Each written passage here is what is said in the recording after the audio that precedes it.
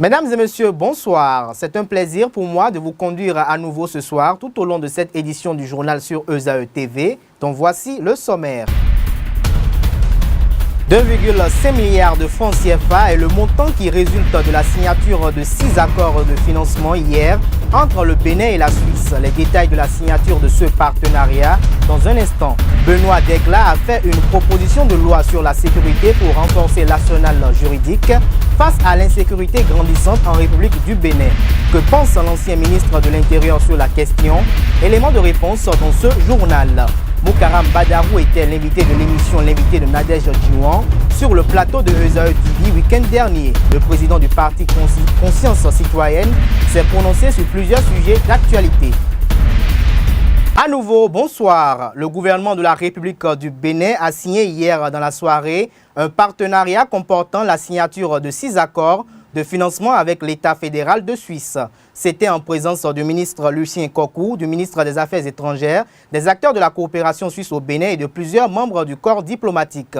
Une équipe de la rédaction de ESAE TV y était et je vous propose de suivre le compte rendu de la cérémonie de signature de ces 6 accords. La coopération suisse s'engage auprès du gouvernement béninois et des acteurs de la société civile et privée, et ceci à travers la signature de 6 accords de financement qui s'inscrivent dans le cadre d'un partenariat pour la période 2016-2019. Des accords qui visent à renforcer les domaines prioritaires de la stratégie nationale de croissance et de réduction de la pauvreté, à savoir la gouvernance locale, le développement économique rural, l'éducation et la formation professionnelle. Ce programme, qui en est à sa première phase et donc qui débute, bénéficie d'un cofinancement du Royaume de Belgique, s'élevant à 810 millions de francs CFA, et contribuera, nous l'espérons, à rapprocher l'administration des administrés, les élus de leurs citoyens et renforcer la démocratie béninoise. À travers la deuxième phase du programme d'appui au secteur du développement économique rural, c'est l'accroissement durable de la productivité des exploitations familiales, paysannes, dans une extension à 10 des 14 communes des départements du Borgou et de la Liborie qui est recherchée. Au moins 4 filières agroalimentaires sont accompagnées, contribuant ainsi à la mise en œuvre du plan stratégique de développement du secteur agricole. Pour ce faire, le programme accompagne aussi diverses organisations socio-professionnelles, telles que l'Union régionale des producteurs, l'UDOPER ou la Chambre interdépartementale des métiers des départements du Borgou et de la Liborie. Ainsi, par le biais du programme Redevabilité, la Suisse dans la consolidation d'un environnement où les organisations de la société civile, les citoyens et les médias interagissent à bon escient avec les pouvoirs publics afin d'améliorer la qualité des services de base offerts à la population, tout en rappelant que le Fonds d'appui pour le développement des communes est un puissant instrument pour promouvoir l'économie locale et un meilleur accès des populations aux services sociaux de base par la réalisation d'infrastructures. La Suisse reconduit pour les 4 prochaines années son abonnement au FADEC. Les choix que vous avez faits de nous appuyer répondent à nos priorités, vous l'avez souligné tout à l'heure.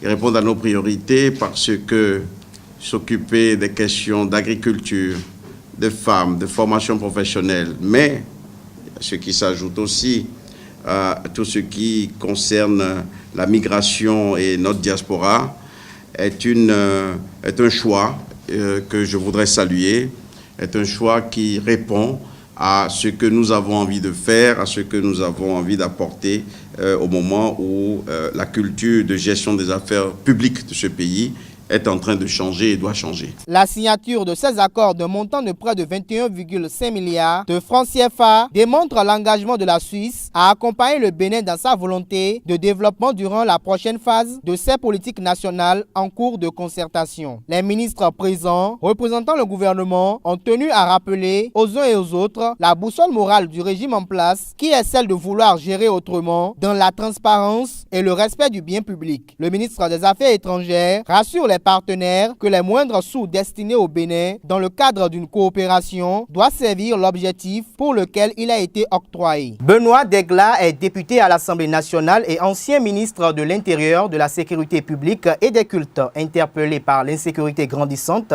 observée au Bénin les mois derniers, il fait des propositions de mesures visant à réduire l'insécurité en République du Bénin. On écoute Benoît Degla au micro de nos reporters. Chaque pays adopte sa stratégie, mais ce qui est important, c'est que les acteurs principaux dans la lutte contre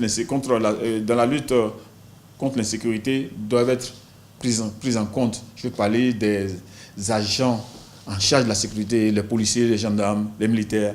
Il faudrait qu'ils soient un nombre suffisant. Aujourd'hui, notre effectif est très bas. Vous avez vu en France, en moins d'une semaine, comment est-ce que l'effectif, en moins de 3 semaines, comment l'effectif a été triplé au niveau des forces de sécurité.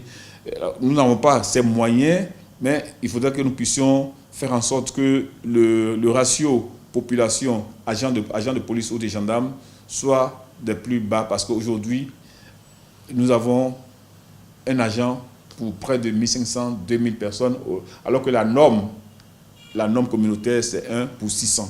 Donc nous sommes encore très loin. Il faut que ces agents qui travaillent matin, midi, soir, qui nous permettent de dormir, il faut qu'on mette les moyens à leur disposition.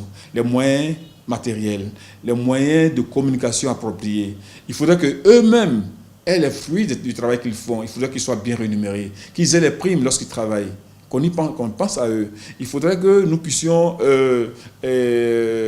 essayer de voir, de donner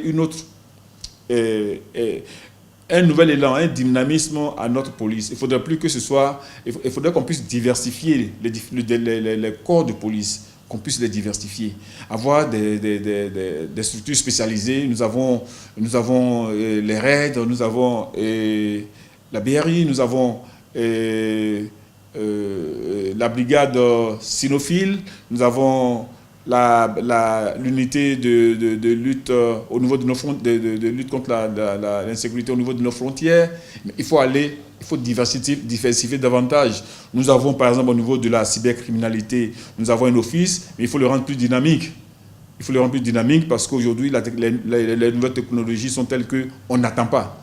Il faut être au diapason avec l'évolution technologique du moment. Ainsi de suite. Je crois que c'est autant d'éléments qui sont nécessaires pour que nous puissions vraiment réussir la lutte contre l'insécurité. Et surtout l'implication de nos populations. Il faudrait que les populations soient impliquées. Ça ne doit pas être un vain mot. Il faut organiser. On doit organiser les populations pour qu'elles sachent d'elles-mêmes dépend la lutte contre l'insécurité. On doit pouvoir avoir dans nos localités des structures appropriées sous la responsabilité des conseils communaux pour gérer, n'est-ce pas, la sécurité de proximité. Voilà autant d'éléments qui pourraient contribuer à réduire un tant soit peu l'insécurité dans nos localités, dans notre pays. Moukaram Badarou était l'invité de Nadège Djiwan sur le plateau de l'émission L'invité de ESAE TV. Dans son intervention, il se prononce sur plusieurs sujets d'actualité à l'échelle nationale. À cet effet, je vous propose de suivre un extrait de la perception du président du parti Conscience Citoyenne sur la situation socio-économique actuelle qui prévaut dans le pays. D'abord, je tiens à vous remercier de l'invitation que vous nous faites de venir échanger avec vous et par la sorcellerie du blanc, comme on le dit, par le boulevard de l'information à travers l'informatique, la possibilité alors de faire un tour dans plusieurs foyers sans toquer à la porte qui nous en excuse pour échanger un peu avec vous. La situation socio-économique de notre pays, vous savez, le Bénin n'est pas isolé des autres pays du monde. Nous vivons une crise sous-régionale, nous vivons une crise à l'international et ça ne manque pas de répercussions sur notre pays. Mais il faut avouer qu'il y a aussi des facteurs internes. Les facteurs internes, il y a les facteurs exogènes. Au plan des facteurs internes, il faut souligner qu'il y a une certaine désorganisation du travail chez nous. Il y a le fait que nous ne produisons pas. Il y a le fait que notre économie est beaucoup plus accentuée sur l'importation. Il y a le fait que la corruption a gangréné l'administration publique. Il y a le fait que la paresse s'est érigée en une façon de faire désormais dans notre pays. Et tout ceci conjugué avec des difficultés que nous avons, et là j'aborde tout de suite déjà les facteurs exogènes, les difficultés que nous avons désormais au Nigeria, nous avons la dévaluation de la monnaie là-bas, nous avons le problème lié au pétrole au plan international. Et tout ceci conjugué, à coup sûr, donne malheureusement ce que nous avons. Et donc il y a une morosité qui est dans notre pays et ce qui agit sur le social, sur le quotidien de nos compatriotes. Mais il faut avouer que, puisque depuis le 6 avril 2016, nous avons un nouveau régime présidé par le président talons. Je crois que le gouvernement s'attelle à cela et fait en sorte que ce choc, que cette morosité puisse disparaître très rapidement afin que les Béninois puissent retrouver la joie de vivre. Mais pour y arriver, il faudra absolument accompagner les efforts du gouvernement par un travail rigoureux au niveau de chaque citoyen béninois, où chacun doit rechercher à ressembler au Dahoméen, comme j'ai l'habitude de dire, à savoir travailler pour gagner à la sueur de son front. Éviter de vouloir gagner tout et tout de suite. Et il faudra aussi, d'une manière très sérieuse et rigoureuse, organiser la production chez nous, parce que toutes les fois où nous importons, c'est que nous faisons l'effort d'organiser la richesse chez l'autre, parce que ça fait un tour chez nous et puis ça repart là-bas. Et donc, il faudra bien organiser la production chez nous, faire en sorte que nous soyons en mesure de profiter de ce grand Nigeria qui est à notre porte et qui est à notre portée, parce que c'est quand même plus de 200 millions habitants. Et je pense que tout ceci fait, ça nous permettra non seulement de juguler très rapidement la crise, mais aussi nous permettre quand même de mieux organiser notre économie pour retrouver la croissance et donc prendre le débat pour le développement. Je vous rappelle que vous pouvez retrouver l'intégralité de l'émission L'invité de l'ancien préfet Moukaram Badarou sur notre site web www.ezaetv.com. À la fin de la séance d'échange qui a réuni hier au siège de la Ligue nationale de football, le comité exécutif de la FBF et les patrons des clubs, le président de la Fédération béninoise de football Moucharaf Anjorin a expliqué face aux médias le motif de cette rencontre. Il est au micro de Leandro Kodo. Mettre les acteurs du football du Bénin au même degré d'information que le comité exécutif. Je suis à mon 4e mandat, donc l'expérience m'a amené à régulièrement communiquer avec les acteurs pour ne pas laisser la place aux créateurs de conflits qui ne trouvent leur intérêt que dans le mensonge et dans les rumeurs. J'ai eu un entretien avec le ministre des Sports sur ce qu'on avait commencé il y a peut-être 4 mois, à savoir réunifier la famille du football du Bénin, parce que nous devons commencer le championnat le 29 prochain. Le ministre des Sports a estimé qu'il y a longtemps que le chef de l'État cherchait à nous voir, mais j'étais toujours absent par rapport à mes préoccupations, par rapport à mes activités sur le plan international. Et quand je suis rentré, nous avons convenu ensemble qu'il va convoquer une réunion à laquelle je devais envoyer un représentant du comité exécutif que j'ai assuré du présider et les autres partenaires d'en face enverront aussi un. La réunion a eu lieu au ministère des Sports le vendredi à 11h. Le compte rendu qui m'a été fait par le premier vice-président Bruno Didavi m'a écœuré.